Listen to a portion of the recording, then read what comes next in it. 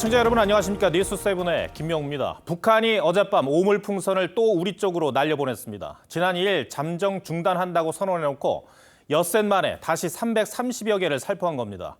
우리 민간단체가 대북전단을 날려보내자 풍선 도발로 맞대응한 것 같습니다. 우리 정부는 그 어느 때보다 단호한 입장입니다. 거듭 경고한 대로 대북 확성기 방송을 오늘부터 재개하기로 했습니다. 첫 소식 조유진 기자가 보도합니다. 상가 건물 앞에 출입 통제선이 쳐졌습니다. 잠시 뒤 수거용 봉투와 빗자루를 든 군인들이 종이 조각을 쓸어 담습니다. 아파트 단지 옆 접근 통제에 나선 경찰관 뒤로 방호복 차림의 군인 2명이 검정색 봉지 속에 든 종이 조각을 살핍니다. 현장에 나왔을 때는 우선 풍선은 보이지 않고 검은 봉지에 유인물 있는 것들만 지난 2일 국방성 부상명의 담화를 통해 오물풍선 살포 잠정 중단을 선언했던 북한이 엿새 만에 오물풍선 330여 개를 살포한 겁니다. 아파트 단지 산책로 주변에도 이렇게 오물풍선이 떨어져 수거를 위해 출입이 통제됐습니다. 악취를 풍겼던 지난 1, 2차 오물풍선과 달리 폐지와 비닐, 플라스틱 쓰레기가 대부분이었지만 북한발 오물풍선을 다시 마주한 시민들은 불쾌감 반 불안 반이었습니다. 거리 지나가다 맞을 수도 있고 아이들도 그렇고 뭔지도 모르면서 대통령실은 국가안전보장회의 상임위원회를 열어 오늘 중 대북 확성기를 설치해 방송을 재개하기로 했습니다. 대통령실 관계자는 방송 재개 결정 이유로 평화라는 건 돈으로 구걸할 수 있는 게 아니라 힘을 통해서 쟁취하는 것이라고 했습니다. TV조선 조유진입니다. 우리 군은 당장 운영이 가능한 이동식 확성기와 함께 고정식 확성기도 가동할 것으로 보입니다. 그동안 북한은 대북 확성기 방송에 가장 민감하게 반응해왔죠. 군은 북측 동향을 면밀히 주시하면서 혹시 모를 도발에 강하게 대응한다는 방침입니다. 최원국 기자입니다. 이동식 확성기 차량에서 확성기가 일제히 올라옵니다. 실제 대북 방송할 현장으로 이동해 장비를 점검하고 장병들은 창고에 보관하던 고정식 확성기도 다시 조립합니다.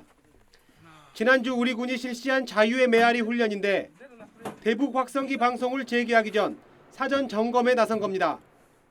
오늘 중 대북 확성기를 설치하고 방송을 실시할 것입니다. 빈틈없는 대비태세를 유지할 것이며 우리 국민 안전과 국가 안보에 만전을 기해 나갈 것입니다.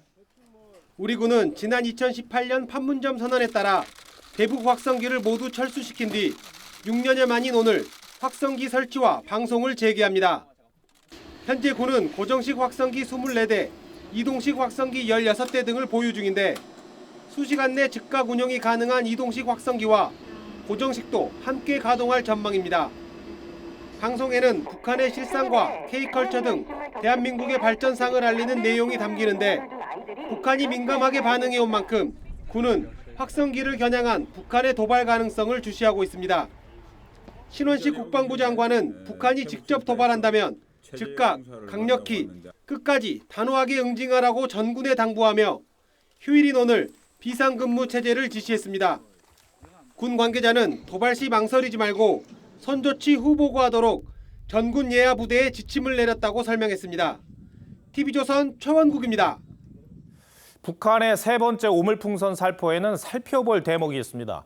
앞선 1, 2차 때는 강한 북풍이 불 때 풍선을 날렸는데 어제는 서풍이 강한 상태에서 도발했습니다.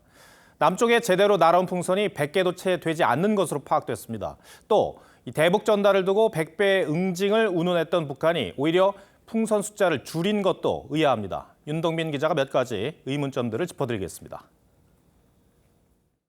북한이 내려보낸 오물풍선이 서해바다 한가운데 떠 있습니다. 서울 한강과 주택가에도 발견됐지만 도심에 떨어진 풍선은 80여 개 정도로 수백여 개가 날아왔던 지난 1, 2차 때와 비교해 크게 줄었습니다. 북한은 어제 오후 10시에서 11시 사이 남서풍에서 북서풍으로 바뀔 무렵 풍선을 띄우기 시작했는데 강한 서풍의 영향으로 일부는 동해바다에 떨어지고 대체로 남쪽으로 멀리 날아가지 못했습니다. 군 당국은 지난번에 비해 효율이 떨어진다며 다소 무리한 살포 의도와 배경을 분석 중입니다. 자기네는 한 번 말하면 한다. 말하자면 공포 전략을 우리 국민들한테 각인시키려고 이번 풍선 작전 가지고. 북한 국방성이 지난 2일 풍선 살포 중단을 선언하며 앞으로 대북 전단에는 100배의 휴지와 오물을 집중 살포하겠다고 경고한 대목도 짚어봐야 합니다. 한미군 당국은 어제 살포된 풍선 개수를 330여 개로 추정했는데 3,500여 개 풍선을 내려보냈던 1, 2차 살포와 비교하면 오히려 10분의 1가량으로 줄어든 수치입니다. 종이를 그냥 A4 용지를 가위로 이렇게 규격 있게 자른 거랑 보면 쓰레기가 급조된 거라는 걸 한눈에 알 수 있거든요. 수백 수천 개의 쓰레기를 만들어내는 것도 간단치 않기 때문에 또한 이번 풍선에는 종이와 비닐 등의 쓰레기가 대부분이고 지난 살포 때와 달리 거름 종류의 오물은 현재까지 발견되지 않았습니다. TV조선 윤동빈입니다. 네, 이번에는 대북 확성기와 대남 풍선에 직접적인 영향을 받는 접경 지역 분위기 어떤지 알아보겠습니다. 통일대교에 나가 있는 취재기자 연결합니다. 자, 윤재민 기자, 혹시 대북 확성기 소리가 들립니까? 네, 이곳 통일대교에는 아직 대북 확성기 소식은 들리지 않고 있습니다. 통일대교로 오면서 파주시 등 접경 지역 주민들을 만나봤습니다. 북한에 있던 오물풍선 도발과 대북 확성기 방송 재개 소식에 긴장한 모습을 보였지만 평소대로 일상을 유지하는 모습이었습니다. 통일전망대와 임진각 주변엔 여느 주말처럼 나들이 객으로 북적였고 고속도로 휴게소도 주차된 차량들로 발 디딜 틈 없었습니다. 이곳 통일대교에선 대북 확성기 방송이 재개된 정황은 아직까지 포착되지 않고 있습니다. 일부 접경지 주민은 남북 간 긴장 고조에 불안감을 호소하기도 했습니다. 확성기? 네. 안 하는 게 좋아요. 괜히 건드려봤자 이득되는 거 없어요. 반면 이딴 도발에 정제된 대응이 필요하다는 취지의 주장도 나왔습니다. 너무 가만히 있으니까 쟤들 너 까부는 거야. 옛날에 여기 소떼설딱 얼마나 차가 많이 간지 알아요? 다수 주민들은 긴장과 완화가 일상이 된 접경 지역이 오래 살아 크게 신경 쓰지 않는다면서도 강경 일변도가 아닌 대화 채널은 열어뒀으면 한다는 제안도 내놓았습니다. 통일대교 앞에서 TV조선 윤재민입니다. 결국은 대북 확성기를 트는 상황까지 왔습니다. 이 대북 확성기는 북한이 가장 치를 떠는 대북 심리전 중 하나입니다. 이 확성기로 실제 어떤 내용을 방송하는지 그 위력은 어느 정도인지에 대해서도 다시 짚어드리겠습니다. 정치부 황선영 기자 나와 있습니다. 자, 황 기자, 우선 어떤 내용을 방송하게 됩니까? 네, 우선 정부는 국방부가 제작하는 대북 심리전 라디오 방송인 자유의 소리부터 틀겠다고 했습니다. 이 자유의 소리는 북한 체제의 실상을 알리고 비판하는 내용부터 대한민국 국민들이 얼마나 자유를 누리고 살고 있는지를 전하는데요. 과거 방송 내용부터 들어보겠습니다. 북한이 국제사회의 제재를 피하려고 대사관이나 명목상의 기업을 이용해 핵이나 탄도미사일 개발과 관련된 무기를 밀수한 것으로 밝혀졌습니다. 네, 이뿐 아니라 날씨 예보와 건강 정보, 드라마 같은 가벼운 주제들도 있고 또 전방에서 근무하는 북한의 젊은 군인들 심리가 동요될 수 있는 최신 K-팝 노래도 방송됩니다. 또 그래서 요즘 유행하는 임영웅이나 뉴진스 노래들도 포함될 수 있겠습니다. 그러니까 우리가 듣는 라디오 방송하고 비슷한 수준인데 근데 이런 내용들이 북한에게 실질적으로 위협이 된다는 거 아니겠습니까? 네, 그렇습니다. 실제 예를 들면은 북한이 월드컵 축구 경기에서 졌다 이런 내용들을 또 발빠르게 전해주고 또 비교적 정확한 날씨 예보가 반복되다 보면 북한 주민들이 확성기 방송을 점차 신뢰하게 된다는 겁니다. 방송에 나오는 북한의 실상에 대한 내용들도 믿게 되는 건데 이 실제 확성기 방송을 듣고 자신이 지금까지 배우고 세뇌된 내용들을 의심하다가 탈북한 사례도 꽤 있습니다. 그러니까 정부는 현재 단계에서는 이 대북 확성기 조치가 가장 효과적이라고 판단을 하고 있는 거죠? 네, 그렇습니다. 이 정부는 오물풍선 사태를 북한의 적극적인 대남 심리전으로 보고 있습니다. 실제 오물풍선에 담긴 내용물이 위험하거나 또 그 안에 쓰인 것들이 영향력이 있진 않았죠. 미사일 발사와 비교해서 사회적으로 더 큰 걱정과 국민적 동요를 불러일으킨 게 사실인데요. 우리도 북한 주민의 동요를 일으킬 수 있는 심리전으로는 가장 강력한 조치로 맞대응한 겁니다. 그럼에도 또 오물풍선을 날려보낸다면 그때는 어떻게 되는 겁니까? 네, 우선 확성기 방송의 수위를 더 높일 것 같습니다. 오늘은 일단 확성기를 다시 트는 것에 중점을 뒀다면 이젠 북한의 대응을 보면서 확성기 개수, 또 방송의 길이와 주기, 내용의 강도를 높이거나 줄이겠다는 계획입니다. 예. 야권은 이 강대강 대치 이런 것들을 우려하면서 정부 대응을 비판하는 쪽이었어요. 뭐 어떤 군사적 대응 이런 것들을 걱정하는 국민들이 있는 것도 사실이고요. 정부 입장은 뭡니까? 네, 일단 대통령실은 추가 도발 가능성은 언제나 있는 것이다라고 얘기를 했고요. 또 군이 철저하게 대비 태세를 갖추고 대응하겠다고 했습니다. 우리 군도 북한의 무력 도발 시 선조치 후보고 매뉴얼에 따라 대응하라는 지침을 내렸는데요. 다만 정부는 북한이 추가 도발을 멈출 경우에 확성기 방송도 중단할 가능성을 열어놓고 있습니다. 대통령실 고위 관계자는 북한이 앞으로 어떻게 하느냐에 따라 우리의 대응도 조정의 여지가 있다고 전했습니다. 네, 황선영 기자 잘 들었습니다.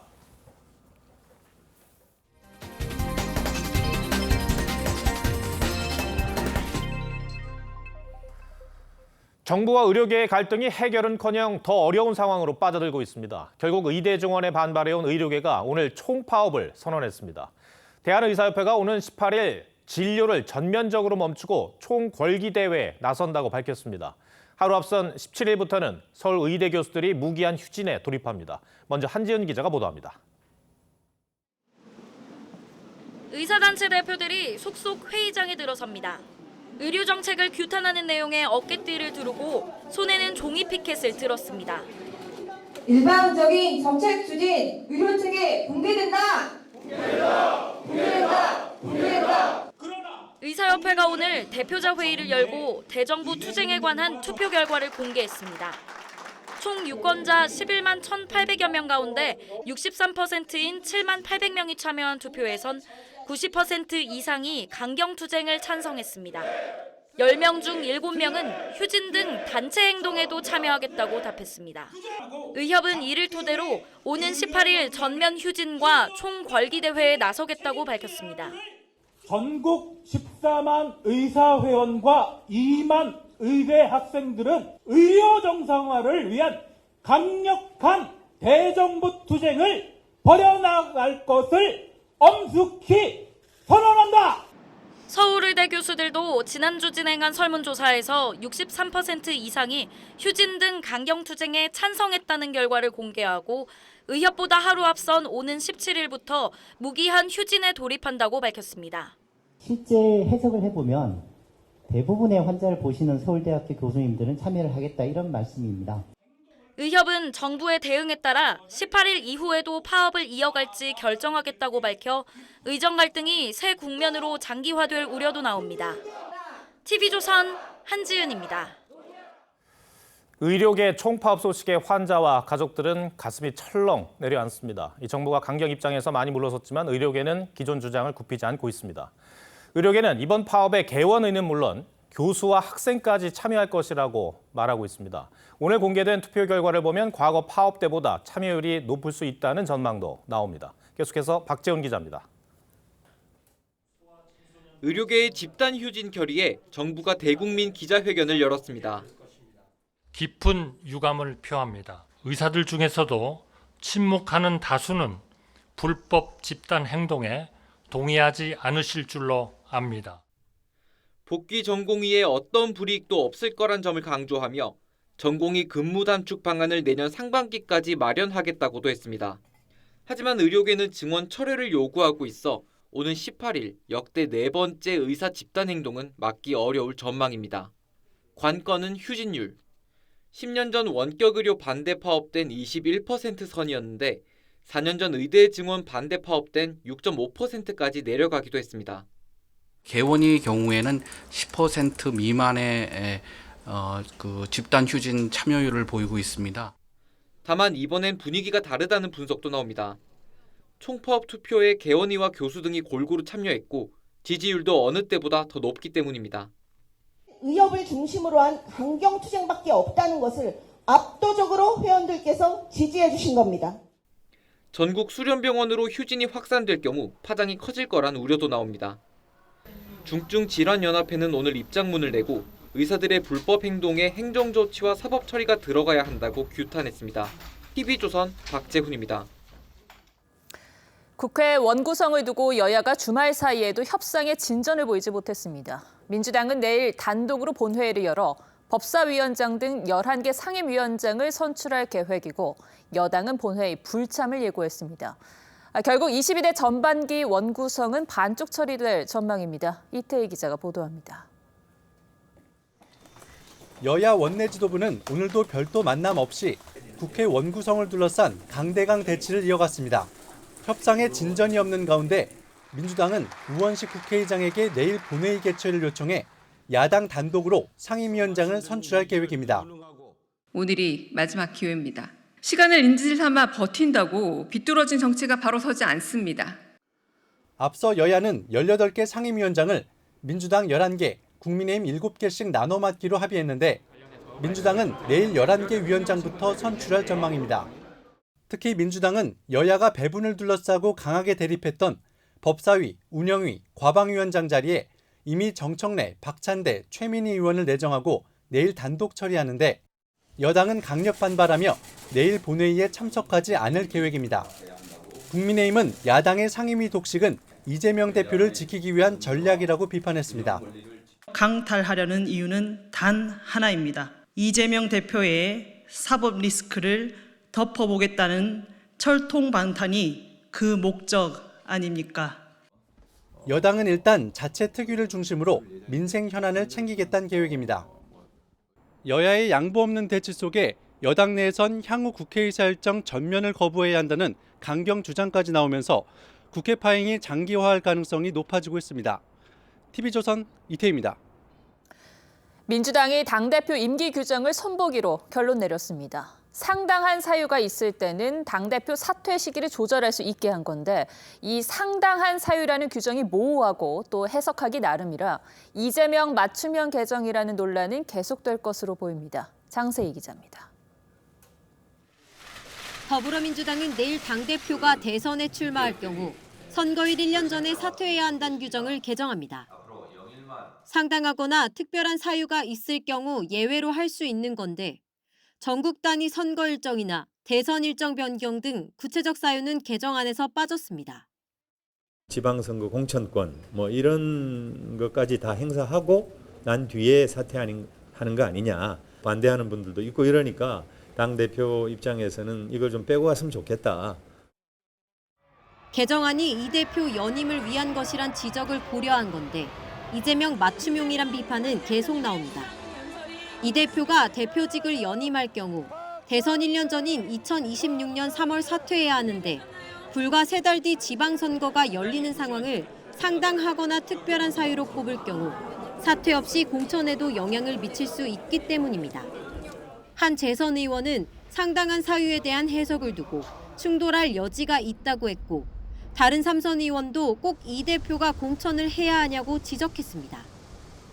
나경원 국민의힘 의원은 친명 독재 체제 완성을 향해 폭주한다고 비판했고 한동훈 전 비대위원장은 대통령이 된 다음 집행유예만 확정돼도 대통령직이 상실된다고 주장하며 연이틀 사법 리스크를 부각했습니다. 민주당은 내일 최고위 의결을 거친 뒤 당무위와 중앙위를 잇따라 열고 당원 당규 개정 작업에 속도를 낼 계획입니다.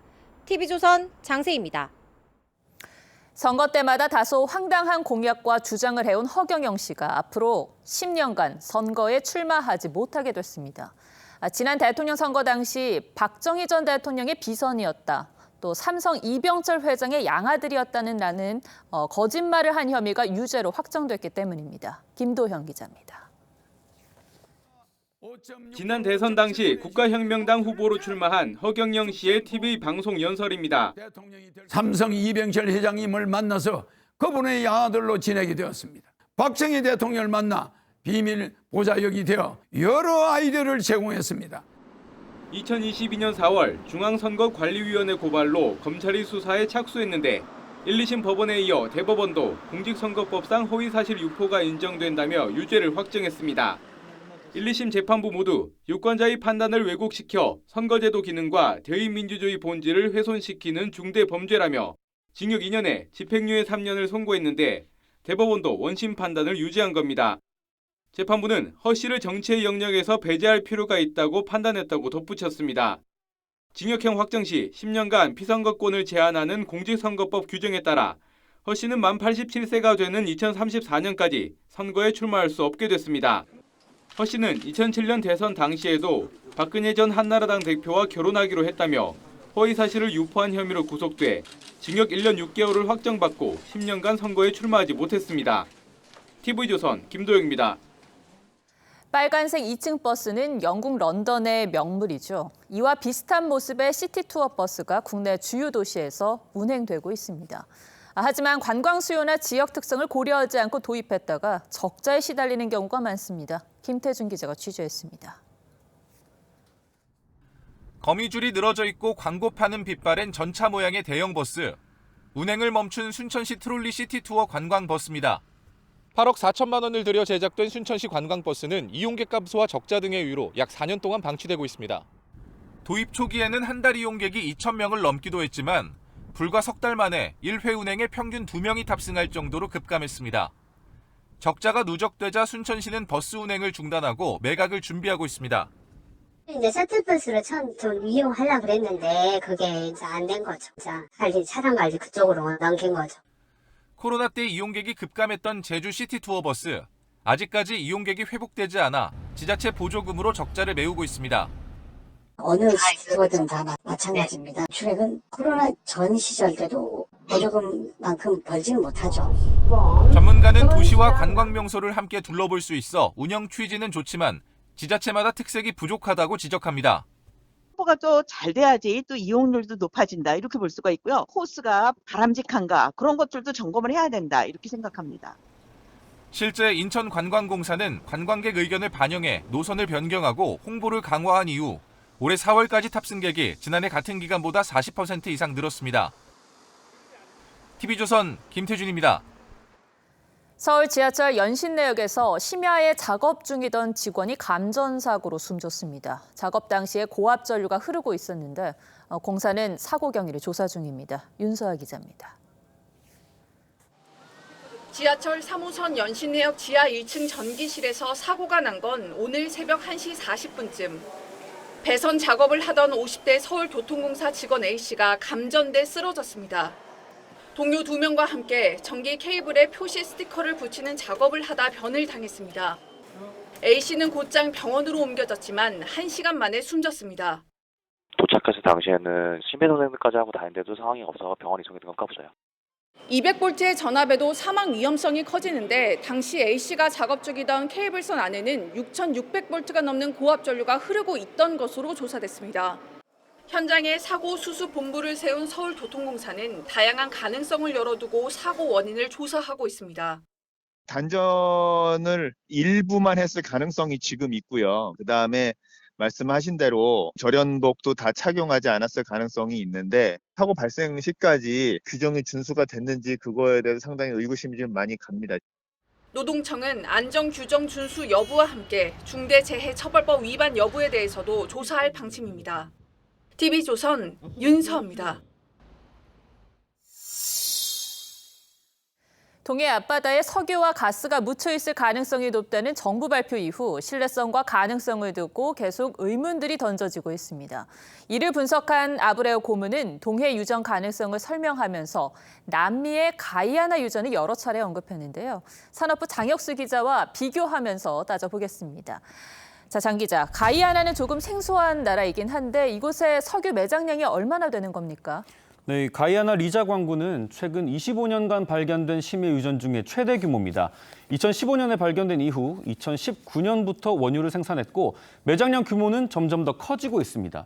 지금까지 확인된 매장량이 최대 120억 배럴에 달하는데 경제적 가치로 따지면 1,000조 원이 넘습니다.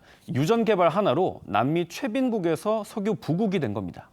동해 이 대왕굴의 지역과 이 가이아나 유전을 비교한다는 건 그만큼 비슷한 점이 있다는 뜻일 텐데요. 어떤 면에서 그렇습니까? 네, 동해 유전 가능성을 평가한 액트지오 측이 이 두 곳이 석유와 가스가 나올 수 있는 구조가 비슷하다고 봤습니다. So the geological settings are different. The trap is the same. And one of our prospects has the same volume as Liza. 석유나 가스가 매장돼 있으려면 기반이 되는 근원암과 모래로 된 저류층, 진흙으로 된 덮개암과 지질 구조 등 4가지 요소가 갖춰져 있어야 하는데 석유를 감싸고 있는 동해 앞바다의 트랩 형태가 가이아나와 비슷하다는 겁니다. 이 두 지역은 위치와 수심도 유사합니다. 그렇군요.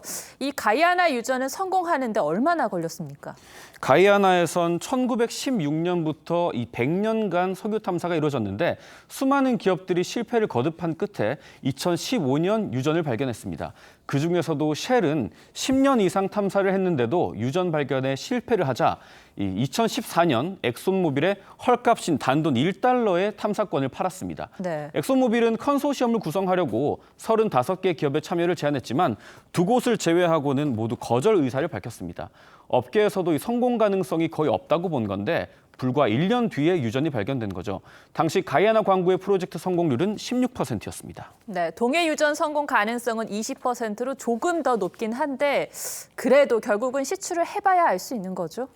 네, 탐사와 자료 분석을 통해서 얻은 수치로 최대 140억 배럴에 달하는 석유와 가스가 묻혀 있을 가능성을 확인을 했지만 이 석유와 가스의 주성분인 탄화수소는 찾지 못했습니다. 실제 탐사 시추를 해봐야 석유가 있는지를 알 수 있는 겁니다. 게다가 시추공 하나를 뚫는 데만 1,000억 원이 들 것으로 예상이 되는데 초기에 자원이 발견되지 않으면 이 비용은 천문학적으로 커지게 됩니다. 20%의 확률로 단순 계산을 하더라도 시추에만 5천억 원이 들어갈 수 있는 겁니다. 정부 계획대로 연말부터 최소 5개를 시추하려면 내년도 예산안에 이 시추 비용을 반영해야 하는데 벌써부터 정치권에서 공방이 이어지고 있어서 국회 예산 협조부터 난항이 예상됩니다. 네, 협조가 필요한 야당이 철저한 검증을 벼르고 있습니다. 야당뿐 아니라 국민들을 충분히 이해시킬 설득 과정이 필요해 보입니다. 장 기자 잘 들었습니다.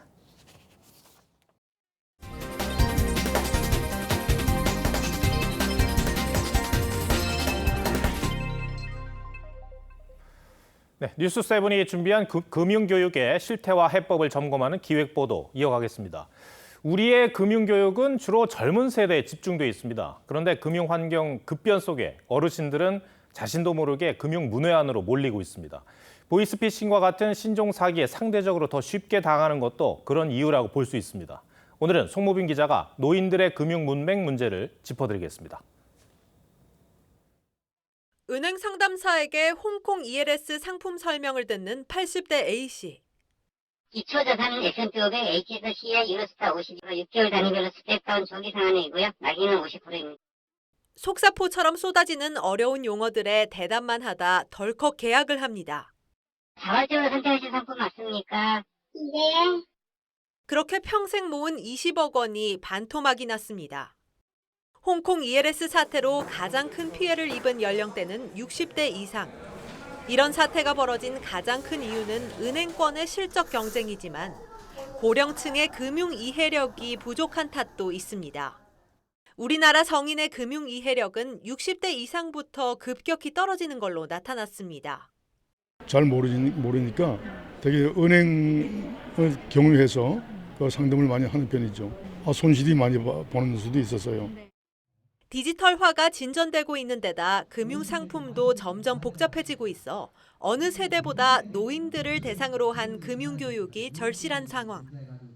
은행에 고용된 사람이 아니라 제3분야에 고용된 사람의 그 자문이라든지 조언을 꼭 거치게 하는 금융주치 같은 그런 제도를 좀 도입해야 되는 거 아니냐. 전문가들은 노인들 스스로도 금융 공부에는 은퇴가 없다는 점을 알고 기회가 있을 때마다 교육을 받아야 한다고 강조했습니다. TV조선 송모빈입니다. 네, 요즘 프랜차이즈 치킨 값이 계속 오르다 보니 이 치킨에 맥주 한잔하는 치맥도 부담스럽습니다. 이렇다 보니까 이 7,000원대 냉동치킨, 또 1,000원짜리 맥주, 이 가성비 제품들이 인기를 끌고 있습니다. 유혜림 기자가 고물가 시대 소비 세태를 전해드립니다. 서울의 한 대형마트. 냉동치킨 코너에 손님들의 발길이 이어집니다. 프랜차이즈 치킨과 맛은 비슷하면서 가격은 한 봉지당 7,000원대로 훨씬 저렴하다는 입소문이 나면서 출시 9개월 만에 540억 원어치가 팔렸습니다. 가족들끼리 먹으려면 아무래도 양이 또 중요하다 보니까 이렇게 냉동에서 나오는 제품을 사 먹으면 더 좀 풍족하게 먹을 수 있는 것 같아요.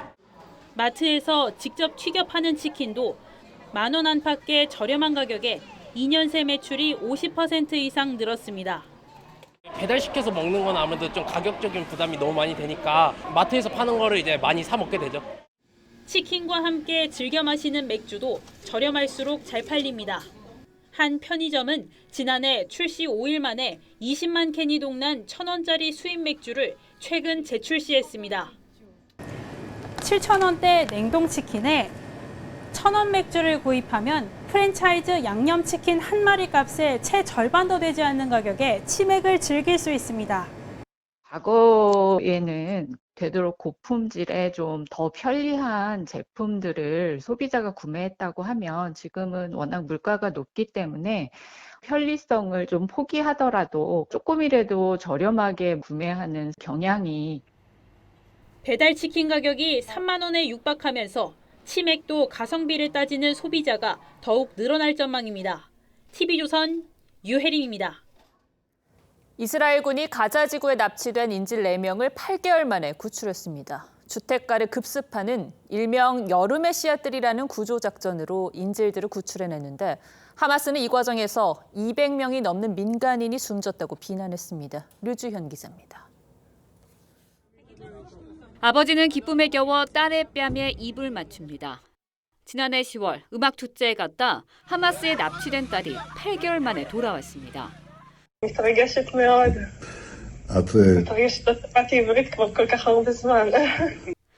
이스라엘군이 여성 1명과 남성 3명의 인질을 구출했다고 밝혔습니다. 개전 이후 245일 만입니다. And we expect Hamas to release them all. But if they don't, we'll do whatever it takes to get them all back. 이른바 여름 씨앗들 작전에 따라 대낮에 가자지구 가정집 2곳을 급습해 인질들을 구출했습니다. 이 과정에서 하마스와의 격렬한 교전이 발생했는데 하마스는 민간인이 최소 210명 숨졌고 부상자도 400명 이상이라고 주장했습니다.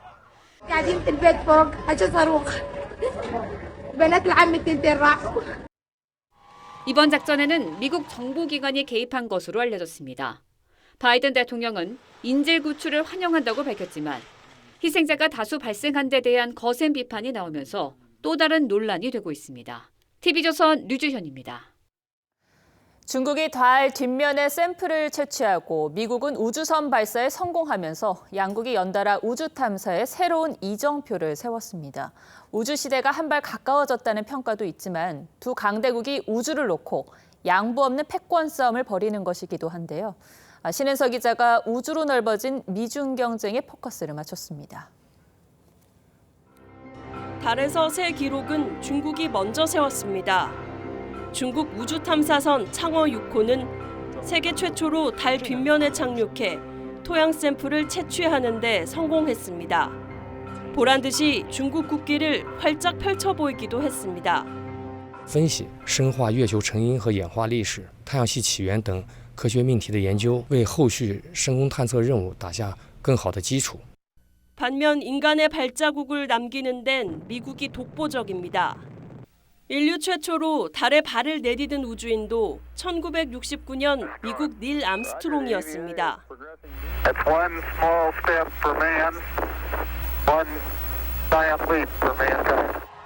미국은 이르면 내년부터 달 궤도와 표면에 사람을 보내는 아르테미스 2-3호 계획을 시작합니다.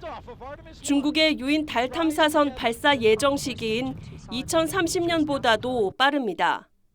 양국 모두 2030년대엔 달의 연구기지를 만들 계획입니다. 미국은 한국, 일본 등 40여 개국을 아르테미스 협정으로 묶었습니다. 민간 기업도 참여시키고 있습니다. 미 보잉사의 유인 우주선 스타라이너는 3번 만에 발사에 성공해 국제 우주 정거장에 도착했습니다. This is another milestone in this extraordinary history of NASA. 한 번에 100명이 탈 수 있는 스페이스X의 초대형 우주선 스타쉽도 지구 귀환에 성공했습니다. Landing burn just begun. Congratulations to the SpaceX team. 이에 질세라 중국도 국제 달 연구기지 계획에 러시아, 남아공 등 10여 개국의 참여를 끌어냈습니다. 미국에는 중국과의 우주 협력을 막는 제재를 풀어달라고 요구했습니다. 对话。如果美方真心希望推动中美航天领域的交流合作，就应当采取务实措施，消除这些障碍。 2032년 달 착륙 시도에 나서는 우리나라에는 먼 이야기 같지만 우주에서의 총성 없는 싸움은 이미 시작됐습니다. 뉴스7 포커스였습니다.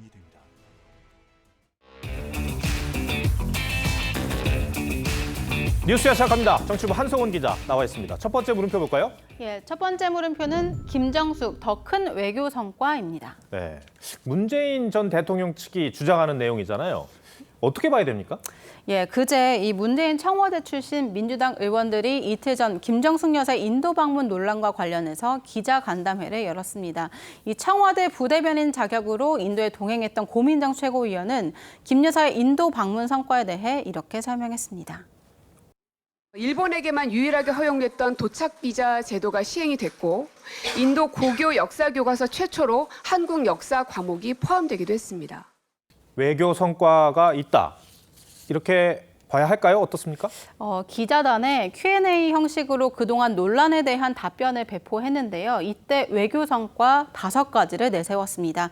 그런데 일부가 김 여사 인도 방문 시기와 선후 관계가 명확치 않다. 이런 지적도 나옵니다. 이 가장 먼저 내세운 게 인도 고교 역사 교과서인데 최초로 한국 역사 과목이 포함됐다면서 약 6페이지 분량이라고 했습니다. 그런데 인도 대사관 홈페이지와 언론 보도를 보면요. 지난 2018년 5월 10일, 그러니까 김 여사의 인도 방문 5개월도 더 전에 인도 교과서에 한국 관련 내용을 대폭 보강했다. 이렇게 명시해 있고요. 6쪽 분량도 명시되어 있었습니다. 박근혜 전 대통령의 탄핵과 문재인 전 대통령의 취임 의미 등이 담겼고 이미 학교에 교과서가 보급돼서 수업에 사용됐다. 이런 내용입니다. 네. 다른 성과들은 어떻습니까? 예, 두 번째 성과로 내세운 게 이 도착 비자 제도인데요. 한국 관광객이 현지 도착 뒤에 바로 비자를 받을 수 있게 한 건데 김 여사의 11월 단독 방문 직전인 10월부터 이미 시행 중이었습니다.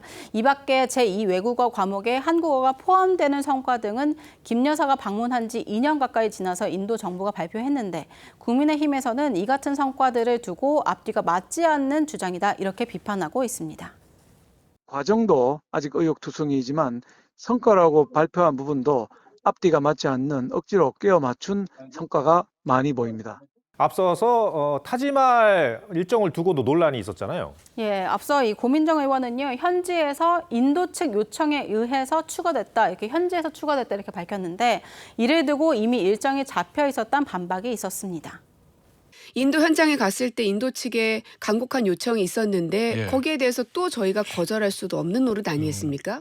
타지말에 가달라고 현지에서 갑자기 요청을 해가지고 가게 됐다라고 했는데 여태까지 그런 거짓말을 한 거잖아요. 타지말 관람이라고 써 있어요. 또 관람. 예, 그제 회견에서도 이 내용이 언급이 됐는데요. 고 의원은 딱 잘라 말할 수 없다 이렇게 말을 했습니다. 어느 시점에서 물어보느냐에 따라서 달라질 수 있는 건데 이것을 무자르듯이 탁 잘라서 이건 진실이고 이건 거짓이라고 하면 첫 번째 물음표 정리해 주시죠. 예, 김정숙 더 큰 외교 성과의 느낌표는 국민이 납득하도록 이렇게 뽑아봤습니다. 이 김정숙 여사는요, 영부인으로 이 해외 나간 횟수가 48차례로 역대 대통령 부인 중에 1위입니다. 이 횟수가 많은 만큼 대한민국 외교에 이 더 큰 도움을 줬다 이렇게 생각할 수 있겠지만 이 내실에 대한 지적이 계속 나오면 국민들 생각은 엇갈릴 수밖에 없을 겁니다. 이 자화자찬이 아니라 국민이 납득하고 이해해야 비로소 외교로 평가받을 수 있을 겁니다. 네, 알겠습니다. 네. 두 번째 물음표는 뭡니까? 예, 두 번째 물음표는 멀어진 국민의힘 2인 체제 왜입니다. 예, 황우여 비대위원장이 말하는 그 여당 지도부 지도 체제, 2인 체제 그걸 말하는 거죠? 예, 황 위원장이 이 국민의힘 차기 전당대회에서 1등이 당대표, 2등이 당 부대표를 맡는 2인 체제 카드를 꺼냈었는데요. 현재로서는 좀 무산되는 분위기입니다. 이 황 위원장은 TV조선과의 통화에서 아이디어 차원으로 이야기한 것이라고 선을 그으면서 이 당내 의견 또 특위 의견을 들어서 결정하는 게 더 중요하다 이렇게 설명을 했습니다. 한 발 후퇴한 모습이네요. 예, 맞습니다. 당초 황 위원장 위원장은 처음에 3인 체제를 말했다가 최근에는 2인 체제를 주장해 왔는데 당내 분위기는 좀 냉랭했습니다. 그러는 사이에 이 당대표 선거를 두고 한동훈 원톱을 견제하기 위한 것이란 해석이 나왔고 이 용산 교감설이다 이런 말까지 흘러나왔었습니다. 네. 또 이 최근 정치권에서는요, 이 황 위원장이 용산과 가까운 특정 후보를 부대표로 염두에 두고 2인 체제를 고수하는 것이란 전언도 있었고요. 여기에 황 위원장이 영수회담 비선 중재 논란이 있었던 이 함성득 교수와 최근 만찬 회동을 한 것이 알려지면서 용산 교감설도 재차 나왔습니다. 실제 용산과 교감이 있었는지는 확실치는 않은 건데 네. 혹시 친윤계에서도 같은 생각입니까? 아닙니다. 이 친윤계는 회의적인 의견입니다. 제도는 형해화되게 됩니다. 저는 개인적으로는 갸우뚱해지는 제안이다. 현재로서는 한동훈 전 위원장, 그리고 유승민 전 대표, 그리고 윤상현 의원 등이 당권에 도전할 수 있어 보이는데요. 오히려 이 비윤계 인사들이 대거 지도부가 될 수 있다 이런 우려 때문입니다. 현 비대위원들이나 이 지도부 역시 마찬가지입니다. 얘기를 들어보면 현 지도부에서 지도체제 변경 방식을 논의하기보다는 이 선출된 새 지도부에서 다뤄야 한다 이런 의견이 지배적입니다. 앞서서 전당대회 시기를 두고도 비슷한 일이 있었잖아요. 그동안 전당대회 시기를 두고도 계속 날짜가 바뀌어 왔습니다. 처음에는 흥행을 이유로 이 민주당 전당대회 시기와 비슷한 8월에 하자고 하다가 지난주에 가급적 7월 말 전에 열자고 했습니다. 지금은 이 잠정적으로 7월 25일인데요. 지금 좀 들어보면 지도부에서는 하루 이틀 더 앞당길 분위기입니다. 민주당이 8월에 전당대회를 하니까 되게 비슷한 시기 전당대회를 가급적 올림픽 경기 시작 전에 맞춰볼까 합니다. 당내에서 여러 이제 우려가 나오면서 계파와 관계없이 황 위원장이 얘기했던 어떤 전당대회 시기라든지 지도체제 모두 무산되는 그런 분위기 같습니다. 알겠습니다. 두 번째 물음표 정리해 주시죠. 멀어진 국민의힘 2인 체제 외의 느낌표는 이 비대위 본질 고민해야 이렇게 뽑아봤습니다. 이 총선 참패 후에 전열이 흐트러진 이 여당을 수습하기 위해서 황우여 비대위가 출범을 했습니다. 이 당이 큰 위기에 처한 만큼 여러 아이디어를 내는 걸 나쁘게 바라볼 수만은 없지만 이 더 큰 혼란을 야기할 경우 당이 계속 어려움을 겪을 수 있다는 이 지적도 생각해야 할 겁니다. 네, 알겠습니다. 한성훈 기자, 잘 들었습니다.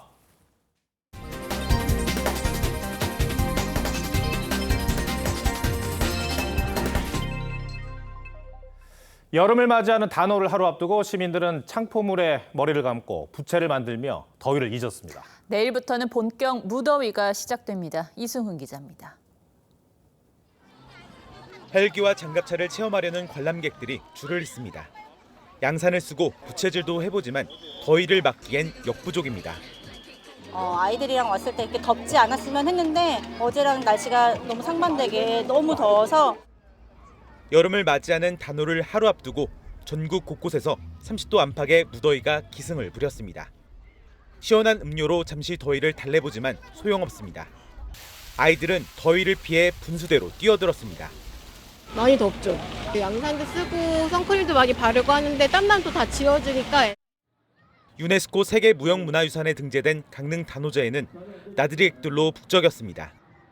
시원한 창포물에 머리를 감거나 단오 부채를 만들며 더위를 잊어봅니다. 단오 풍습에는 조상들이 여름을 대비하는 지혜가 담겨 있습니다. 저도 어렸을 때 창포물에 머리도 감고 단오 부채에 그림도 그리고 했던 거를 아이들이랑 같이 와서 또 같은 추억을 공유. 단오인 내일부터는 한여름 무더위가 찾아옵니다. 기상청은 내일과 모레는 낮 기온이 최고 34도까지 오르겠다고 예보했습니다. TV조선 이승훈입니다.